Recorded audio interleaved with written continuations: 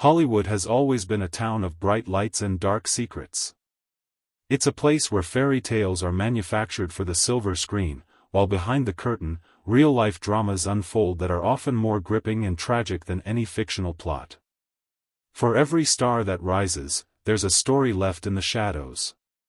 But few stories have haunted the public imagination, and defied simple explanation, quite like the death of Natalie Wood. She was one of Hollywood's most luminous stars, a child actress who blossomed into a screen icon, beloved by millions for her talent, her beauty, and her seemingly storybook romance with fellow actor Robert Wagner. She had it all: fame, family, and a future that seemed limitless, and then, on a cold November night in 1981, it was all gone. The world awoke to the shocking news that Natalie Wood, at just 43 years old, was dead.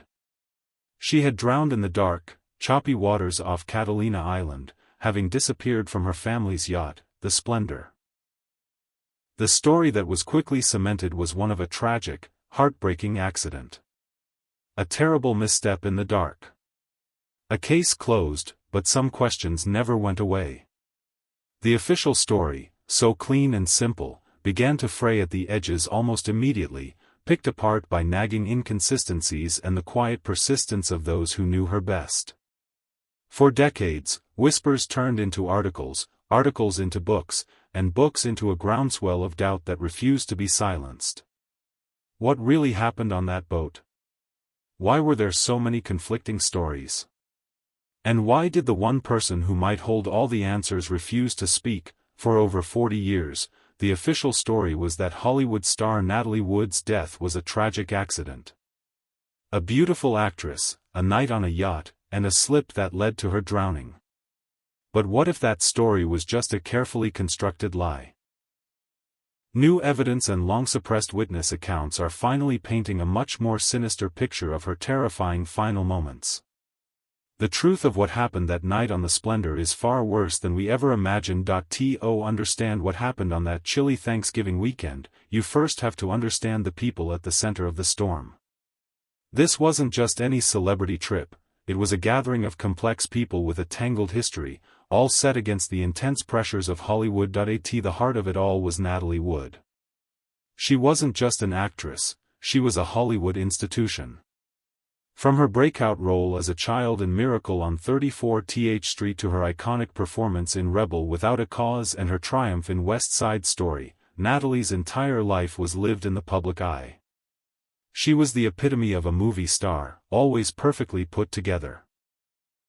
Her sister, Lana Wood, once recalled Natalie insisting on putting on full makeup before a hospital procedure, not for herself, but because it was what her fans would expect. That was Natalie, deeply aware of her image, but also, according to those closest to her, a woman carrying deep-seated vulnerabilities. Chief among them was a profound, lifelong, and well-documented fear of dark water. Her mother had instilled this terror in her from a young age, a fear so intense that friends and family knew she would never willingly go near the water at night. This fact alone would become a cornerstone of the doubt that plagued the official narrative. Why would a woman so terrified of the very element that claimed her life venture near the edge of a boat in the pitch black of night? The other half of this golden couple was Robert Wagner, known as RJ, to his friends. Theirs was a Hollywood love story for the ages. They married in 1957, divorced 5 years later, and then, after marrying other people, found their way back to each other, remarrying in 1972. Their reunion was seen as the ultimate romantic comeback, a testament to an unbreakable bond. Publicly, they were the perfect pair, but privately, the relationship was far more volatile. It was marked by intense passion, but also by fierce jealousy. Rumors of infidelity had followed them for years. And while some reports alleged Natalie had an affair during their first marriage, the narrative of jealousy became a central theme. According to investigative journalist Marty Rulli, who has spent years on the case, detectives who later re-examined the evidence did uncover that Wagner was cheating on Natalie, and there was no evidence of Natalie cheating on him around the time of her death. This undercurrent of jealousy and betrayal was a constant, simmering tension beneath the surface, the third person in this triangle was Christopher Walken, Natalie's co-star in her final film, Brainstorm. He was a talented, somewhat eccentric actor, and his easy rapport with Natalie on set had reportedly become a source of intense jealousy for Wagner. Walken was the outside element introduced into a volatile dynamic, the one that would seemingly ignite the final, fatal conflict, and finally, there was Dennis Davern, the yacht's captain. He was more than an employee, he was a longtime friend of the couple, a trusted figure. He was the only other person on board the Splendor that night, the sole witness to the escalating tensions and the man who would carry the burden of what he saw, and what he didn't say. For 30 long years, the stage was set on Thanksgiving weekend, 1981. The four of them set sail for Santa Catalina Island. It was meant to be a relaxing holiday escape. But with this cast of characters, their shared history of passion and jealousy, all confined to a 60-foot yacht, the Splendor wasn't a vessel of leisure. It was a pressure cooker, floating on a dark, unforgiving sea. The night of November 28, 1981, started with dinner and drinks ashore. Onlookers noted the group was drinking heavily, but the festive atmosphere was a thin veneer. By the time they returned to the Splendor, the mood had soured. The simmering tension between Wagner and Walken over Natalie had boiled over, according to the accounts that would later emerge, particularly from Captain Dennis Davern. The argument was explosive. Wagner, allegedly consumed by jealousy, flew into a rage. In his own memoir, Wagner admitted they argued, but he framed it as a professional debate. Davern's account was far more violent. He described Wagner smashing a wine bottle on a table, shouting furiously at Walken, "Do you want to F my wife? Is that what you want?" Walken retreated to his cabin. Natalie went to her stateroom. Wagner, still fuming, followed her. This is where the timeline gets murky. The only sounds were those heard through the walls of the yacht. Davern reported hearing a loud, violent argument continue between Natalie and Wagner. Moving to the rear deck of the boat, sometime later, Robert Wagner appeared, telling Davern that Natalie was missing.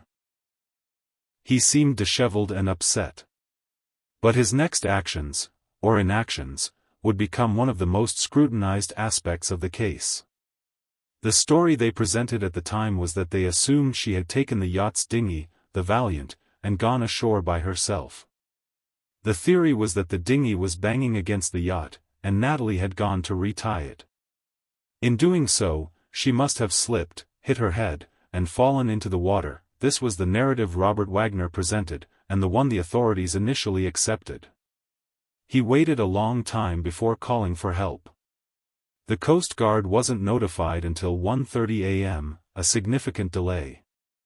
The yacht's powerful searchlight, which could have lit up the dark water, was never turned on. At 8 a.m. the next morning, her body was found floating face down, a mile away from the yacht. She was dressed only in a flannel nightgown, a down jacket, and socks. The dinghy was found washed ashore nearby. The L.A. County Coroner, Thomas Noguchi, conducted the autopsy. He found Natalie's blood alcohol level was 0.14%, and noted superficial bruises on her arms and legs and an abrasion on her left cheek. In his final report, he concluded these were consistent with a fall. Scratch marks on the dinghy's hull seemed to support the idea that she had tried to pull herself out of the water. The official cause of death was ruled an accidental drowning. The case was closed in less than 2 weeks. On the surface, it was a plausible, if tragic, story. But for anyone who knew Natalie, it was riddled with holes. Her sister Lana was immediately skeptical. Natalie would not have gone boat hopping in her nightgown, she stated. She wouldn't go out to the mailbox without being completely dressed. And then there was her crippling fear of dark water, which made the idea that she would manage a dinghy alone in the middle of the night almost unthinkable. The investigation itself was shockingly brief.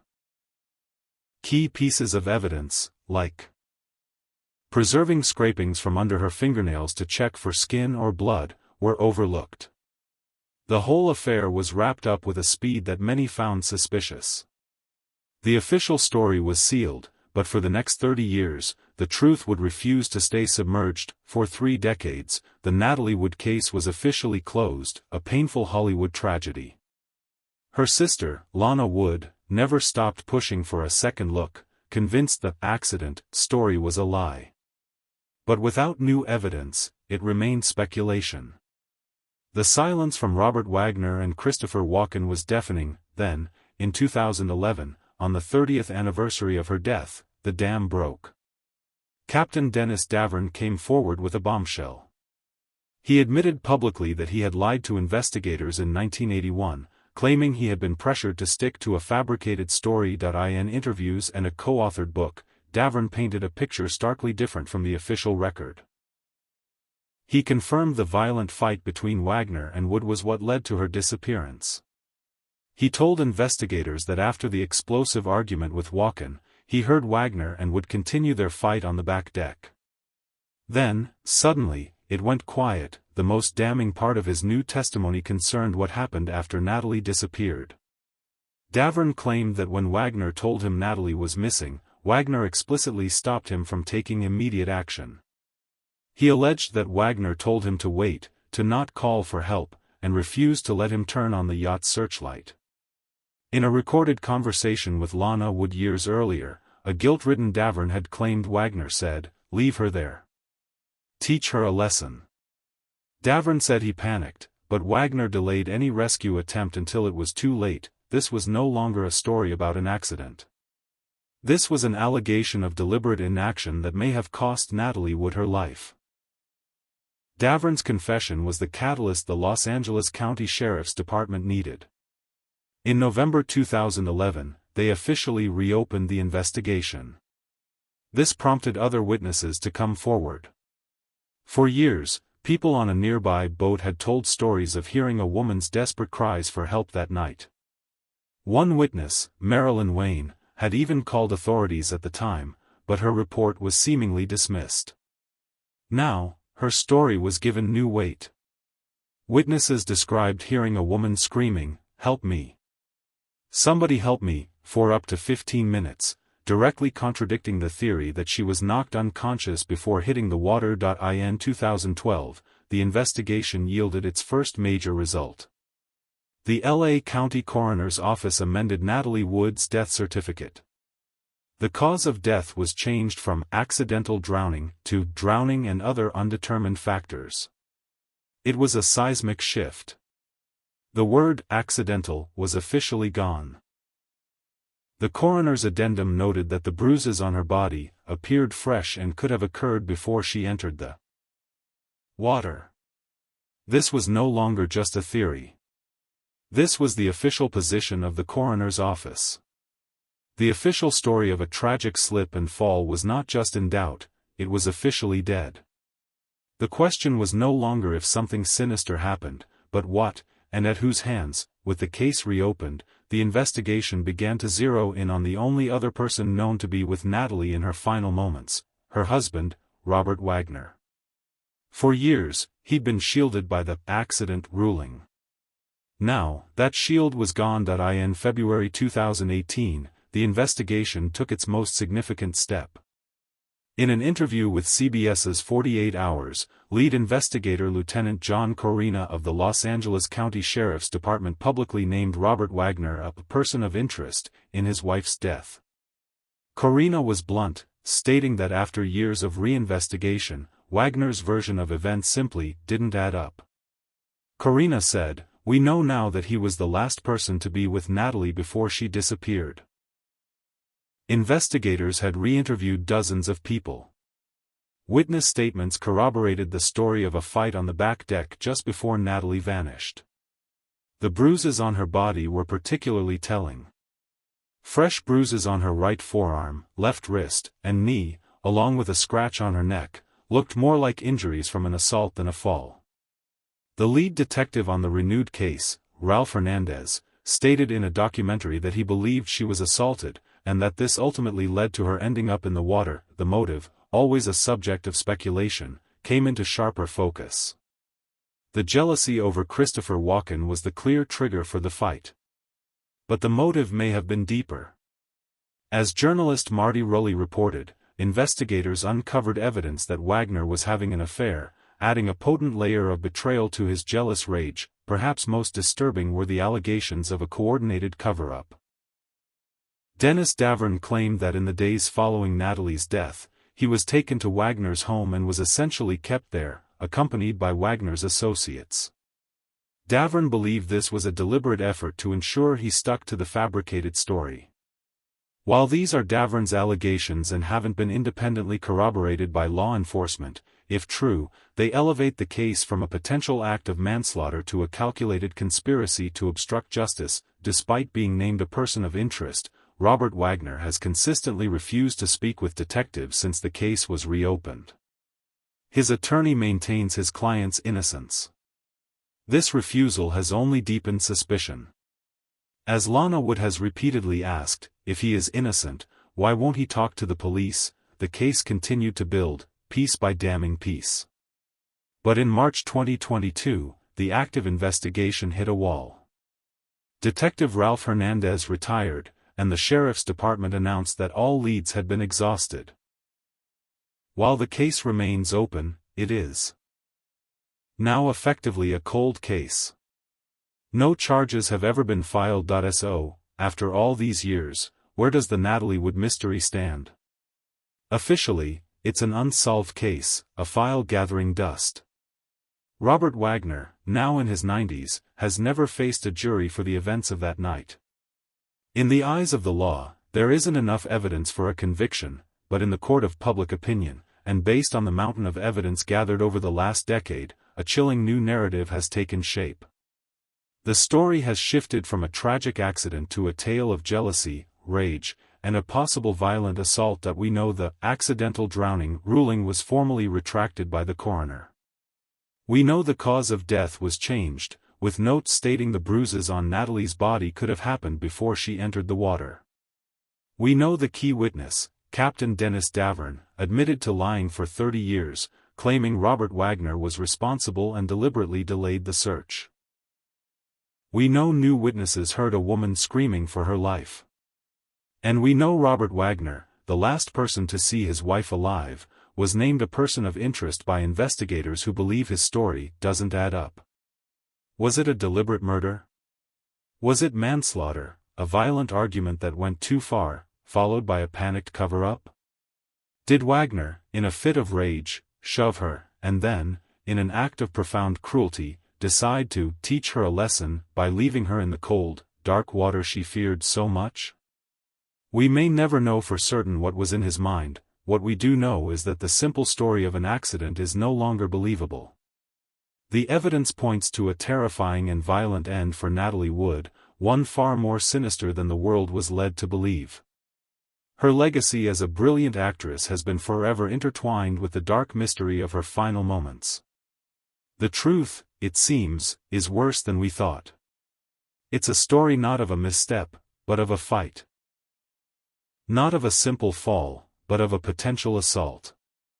And not of a tragic accident, but of a terrible secret, kept for over 40 years, in the unforgiving silence of the sea. The case may be cold, but the conversation doesn't have to be. What do you think happened on the Splendor that night? Do you believe the evidence points to a cover-up? Let us know your theories in the comments below.